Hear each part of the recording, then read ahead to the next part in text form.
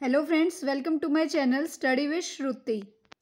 सो guys, इस video में हम डिस्कस करेंगे पैनक्रियाटिक सिस्ट। पैनक्रियाटिक सिस्ट क्या होती है? कोई भी सिस्ट की फॉर्मेशन हो जाना पैनक्रियाज पे या फिर पैनक्रियाज के अंदर, तो उसको हम क्या बोलते हैं? Pancreatic cyst. ठीक है।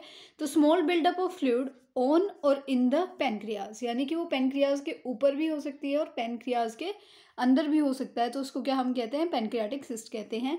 ये नॉन कैंसरस होती है वैसे तो, लेकिन बाद में मैलिग्नेंट हो सकती है। यानी कि पहले ही क्या है, नॉन कैंसरस है, लेकिन अगर इसको इसका फेवरेबल इन्वायरमेंट मिल रहा है और कुछ ऐसे ट्रिगरिंग फैक्टर्स जो है इसके पास आ रहे हैं, तो उसकी वजह से क्या है, ये मैलिग्नेंट भी हो सकती है।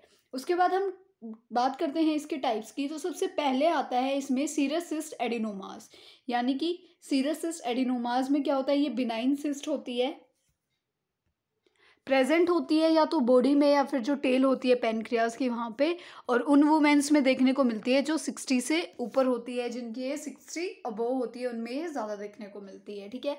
उसके बाद सेकंड आती है म्यूसिनस सिस्टिक नियोप्लाज्म्स। ये क्या होती है? प्री कैंसरस सिस्ट होती है, और ये क्या है, ये भी बॉडी या फिर जो टेल होती है पैनक्रियाज की वहीं पे जो है प्रेजेंट होती है, और ये उन वुमेन्स में देखने को मिलती है जो ओवर द एज ऑफ 40 होते हैं, यानी कि जिनकी एज 40 से ज़्यादा होती है, उनमें जो है हमें म्यूसिनस सिस्टिक नियोप्लाज्म्स जो हैं वो देखने को मिलते हैं। उसके बाद थर्ड आता है इंट्राडक्टुलर पैपुलर म्यूसिनस नियोप्लाज्म्स, जो ये भी प्री कैंसरस होती है। ठीक है। जो इंट्राडक्टल पैपुलरी म्यूसिनस नियोप्लाज्म्स होते हैं, ये भी प्री कैंसरस होते हैं, और जो हेड होता है पैनक्रियाज का वहाँ पे ये जो प्रेजेंट होते हैं। मिडिल एज के जो मेन हैं उसमें ये देखने को मिलता है, और ये डेवलप कहाँ पे होती है? तो पैनक्रियाटिक डक्ट में होगी, या फिर जो उसकी साइड ब्रांचेज होती हैं वहाँ पे। यानी कि हम देख सकते हैं कि प्रेजेंट तो हेड में होती है, लेकिन उसके बाद डेवलप कहाँ पे होती है? तो पैनक्रियाटिक डक्ट में होती है और साइड ब्रांचेज में होती है। जो इसके तीन टाइप हैं, तीनों में से ये सबसे इसलिए भी अलग है क्योंकि हमने दोनों में पढ़ा कि जो पहले वाला था उसमें क्या था, वुमेन्स जो ओवर 60 एज के होते हैं उनमें ज़्यादा देखने को मिलता है। फिर जो सेकंड वाला है उसमें हमने देखा कि जो वुमेन्स हैं अगर वो 40 अबोव हैं तो उनमें ज़्यादा देखने को मिलता है। लेकिन जो थर्ड है हमारा, उसमें हमने देखा कि जो मिडिल एज मैन है, तो मैन में जो है ये ज़्यादा देखने को मिलती है। तो ये क्या है, बाकी दो टाइप से इसमें ये दो है डिफरेंस हमें देखने को मिलता है। उसके साथ साथ जो पहले दो टाइप्स थे वो कहाँ पे, बॉडी या फिर टेल की जो टेल है पैनक्रियाज की वहाँ पे सिस्ट जो है प्रेजेंट होती है। लेकिन जो थर्ड वाला है इसमें क्या है, जो हेड होता है पैनक्रियाज का वहाँ पे जो है सिस्ट प्रेजेंट होती है। उसके बाद हम बात करते हैं इसकी इटियोलॉजी की। तो पैनक्राइटिस की वजह से हो सकता है, यानी कि पैनक्रियाज की अगर इन्फ्लामेशन है तो उसकी वजह से हमें क्या है, जो पैनक्रियाटिक सिस्ट है वो देखने को मिल सकती है। उसके बाद जो वो निपल लिंडाउ सिंड्रोम है, इसकी वजह से भी देखने को मिल सकता है। ये क्या होता है, एक इनहेरिटेड जो है डिसऑर्डर होता है, जीन्स का डिसऑर्डर है मेनली। और इसमें क्या होता है, जो ट्यूमर्स या जो फ्लूइड फिल सेक्स होती हैं, यानी कि जो सिस्ट है, उनका फॉर्मेशन हो जाता है different parts of the body में। तो उसकी वजह से भी क्या हो रहा है, इसमें इस डिजीज़ की वजह से, इस सिंड्रोम में क्या हो रहा है, सिस्ट फॉर्मेशन हो रही है। तो वो सिस्ट फॉर्मेशन हमारे जो पेनक्रियास है उसमें भी देखने को मिल सकती है। उसके बाद अगर किसी को एब्डोमिनल इंजरी हुई है, तो इंजरी की वजह से वहाँ पे ब्लड क्लॉट वगैरह बन गई है, या बहुत ज़्यादा जो है कहीं पे सिस्ट जो फ्लूइड है वो एक्यूमुलेट हो गया है, तो सिस्ट की फॉर्मेशन अगर हो गई है तो वो देखने को मिल सकती है।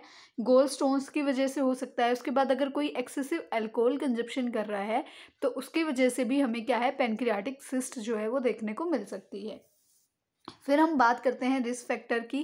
तो जो हैवी अल्कोहल यूज़ करते हैं और जिनको गोल्ड स्टोन्स है वो लोग ज़्यादा रिस्क पे रहते हैं, पैनक्रियाटिक सिस्ट जो है फॉर्मेशन अगर उनके अंदर जो है ज़्यादा चांसेस होते हैं, हो जाती है। फिर हम बात करते हैं इसकी क्लिनिकल मैनिफेस्टेशंस की। तो जॉन्डिस जैसे सिम्टम्स आते हैं। अभी हमने देखा कि ये क्या है, गोल स्टोन्स के केस में हो सकता है।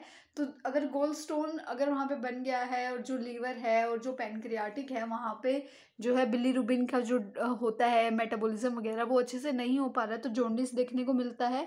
उसके बाद एब्डोमिनल इंजरी, जैसे कि हमने अभी इसकी इटियोलॉजी में पढ़ी है, तो एनोरेक्सिया और नोजिया हो सकता है, एब्डोमिनल पेन देखने को मिल सकता है। उसके बाद लंप फॉर्मेशन देखने को मिलती है। बिकॉज एब्डोमिनल क्यों आ रहा है यहाँ पे, एब्डोमिनल एरिया क्यों आ रहा है, बिकॉज हम जो हमारा पेनक्रियाज होता है, लीवर होता है, उस सारे एरिया को हम क्या कहते हैं, एब्डोमिनल एरिया कहते हैं। तो jaundice, anorexia, nausea, abdominal pain या फिर जो लंप दिखना हमारे एब्डोमेन में, वो क्या होता है, पूरा उस एरिया में। यानी कि पेनक्रियाज को जब हम टेस्ट करते हैं, उसको पाल्पेट करके देखेंगे तो हमें वहाँ पे लंप जैसा दिखेगा। ठीक है। बिकॉज वो सिस्ट है, जो वो अलग से पता चलेगा कि अ पीस ऑफ मास जो है वहाँ पे प्रेजेंट है। तो लंप दिखेगा, उसके हमें ब्लड दिख सकता है वोमिटिंग में, ठीक है। और रैपिड और बहुत ज़्यादा वीक जो है हार्ट बीट ऑल्टरनेट में हमें देखने को मिलेगी, कभी बहुत ज़्यादा रैपिड हार्ट बीट होएगी, कभी बहुत ज़्यादा वीक हार्ट बीट होएगी। तो ये चीज़ हमें देखने को मिल सकती है। फिर हम इसको डायग्नोज कैसे करते हैं, तो इसके लिए हम सीटी स्कैन करा सकते हैं, एमआरआई करा सकते हैं, एंडोस्कोपिक अल्ट्रासाउंड करा सकते हैं, ठीक है, ट्रांस एब्डोमिनल अल्ट्रासाउंड करा सकते हैं, एंडोस्कोपिक रिट्रोग्राड कोलिंजियो पेनक्रोटोग्राफी करा सकते हैं, जिसके वजह से हम जो है एंडोस्कोपी यानी कि हम अपने जो हमारी बॉडी का ये होता है ईसोफेगस होती है, उसके बाद जो पेनक्रियाज होती हैं और जो लीवर वगैरह होते हैं, उसको पूरे को हम अच्छे से स्कैनिंग करा के उसकी ग्राफी जो है रीड कर सकते हैं। ब्लड टेस्ट करा सकते हैं, ठीक है। मैनेजमेंट में अगर हम बात करते हैं तो पैनक्रियाटो ड्यूडेनोएक्टमी कर सकते हैं, डिस्टल पैनक्रियाटोमी कर सकते हैं और टोटल पैनक्रियाटोमी कर सकते हैं। कॉम्प्लिकेशंस क्या होती हैं इसकी वजह से, पैनक्रियाटिक एब्सेस देखने को मिलेगी, पस फॉर्मेशन हो जाना पैनक्रियाज में वो हमें देखने को मिलता है, पोर्टल हाइपरटेंशन देखने को मिलती है और हेमरेज भी जो है वो देखने को मिल सकता है। अब बारी आती है पैथोफिजियोलॉजी की। तो इटियोलॉजिकल फैक्टर जो भी हमने पढ़े हैं उनकी वजह से क्या होगा, डिस्ट्रप्शन हो जाएगी पैनक्रियाटिक पैरेन्काइमा में और जो डक्टल सिस्टम होता है उसमें। उसकी वजह से क्या होगा, एक्स्ट्रावेजेशन हो जाएगा, जो पैनक्रियाटिक एंजाइम्स होती हैं वो ज़्यादा सिक्रेट होंगी और जो पैनक्रियाटिस के टिश्यूज़ हैं उनको डाइजेस्ट करना स्टार्ट कर देंगी, ठीक है। अब वो जो टिश्यूज़ को डैमेज कर रही हैं उनको जो है डाइजेस्ट करना शुरू कर रही हैं, उसकी वजह से क्या होगा, फ्लूइड का कलेक्शन शुरू हो जाएगा पैनक्रियाटिक एंजाइम्स में, ठीक है। जो एंजाइम्स जो पैनक्रियाटिक एंजाइम्स जहाँ पे होते हैं वहाँ पे फ्लूइड का जो है कलेक्शन होना शुरू हो जाएगा और पैनक्रियाज में क्या है, नेक्रोटिक और डेब्रिस जो है वो देखने को मिलेगा, यानी कि जो टिश्यूज़ हैं उनकी डेथ होनी शुरू हो जाएगी। तो वहाँ पे क्या है, हमें नेक्रोसिस देखने को मिलेगा और उनका डेब्रिस, डेथ होने के बाद वो वहीं पे इकट्ठा हो जाएंगे तो उनका डेब्रिस हमें वहाँ पे देखने को मिलेगा। अब जो फ्लूइड बन रहा है वो सैक की फॉर्मेशन ले लेता है, एक पूरा स्पेस वो अपने नाम कर लेगा और वहाँ पे क्या है, एक सैक लाइक फॉर्मेशन बना देगा और उसी फ्लूइड फिल जो सैक को हम क्या कहते हैं, सिस्ट कहते हैं, तो वो क्या हो जाएगा, पैनक्रियाटिक सिस्ट जो है वहाँ पे बन जाएगी।